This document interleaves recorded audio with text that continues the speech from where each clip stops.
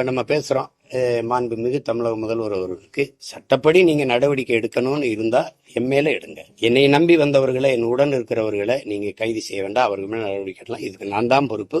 என் மேல நடவடிக்கை எடுங்க. இப்படிதான் பேசியிருக்கணும். நீங்க ஏதாவது பழி வாங்கணும்னு நினைச்சா நீங்க என்னன்னா இது எப்படி திரைப்பட கதாநாயக வசனமா இருக்கு அப்படின்னா, அங்க கதாநாயகி குடும்பத்தை எல்லாம் கட்டி வச்சுக்கிட்டு என்னை பிடிச்சி வச்சுட்டு கேட்கும்போது தொடர்தான் இருந்தா என்னையை தொடு, அவங்களெல்லாம் விடு அப்படின்னு வசனம் பேசுவோம்ல, அப்படி பார்க்கும்போது அது நல்ல அணுகுமுறை இல்ல. கேட்கும்போது எப்படி வரும்? அந்த சிஎம் சார் அப்படிங்கறதே அது சின்ன பிள்ளை விளையாட்டுக்கு கூப்பிடுற மாதிரி இருக்குது. ஒரு அந்த அவர் மேல நம்ம உங்களுக்கு மதிப்பு இல்லாம போடும். ஆனா உட்கார்ந்து இருக்கிற அந்த நாற்காலி இந்த நிலத்துல பெரும்பெரும் தலைவன் உட்கார்ந்தது. ஓமந்தூர் ராமசாமி ரெட்டியார் தாத்தன், குமாரசாமி ராஜா, முதுரிஞர் ராஜாஜி, பெருந்தலைவன் காமராஜ், பேரறிஞர் அண்ணா போன்ற பெருந்தலைவர்கள் இருந்த ஒரு இடம்.